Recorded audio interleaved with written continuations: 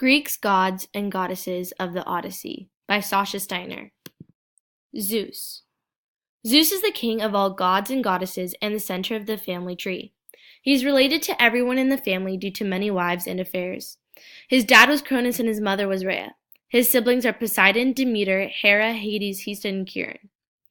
Zeus has many children who are both mortal and divine. Zeus was the god of the sky and the ruler of the Olympians. He overthrew his father and fought with Poseidon and Hades for the throne.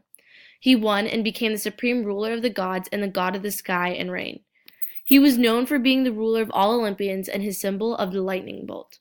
He is deemed as the most powerful, so he has many powers, but his weapon is a trident that can shake the earth and shatter any object. His nickname is also Jupiter.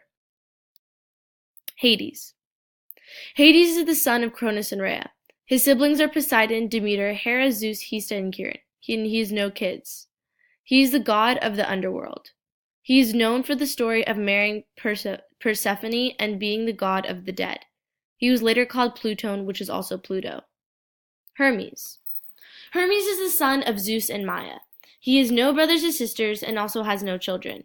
He is the Greek god of trade, wealth, luck, fertility, animal husbandry, sleep, language, thieves, and travel.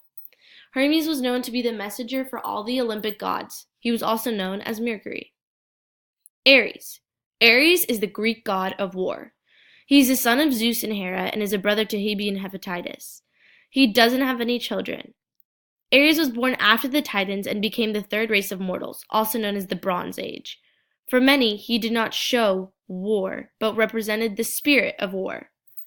Ares was a fearless war god, even when faced with constant humiliation, and he was also known to be the lover of Aphrodite.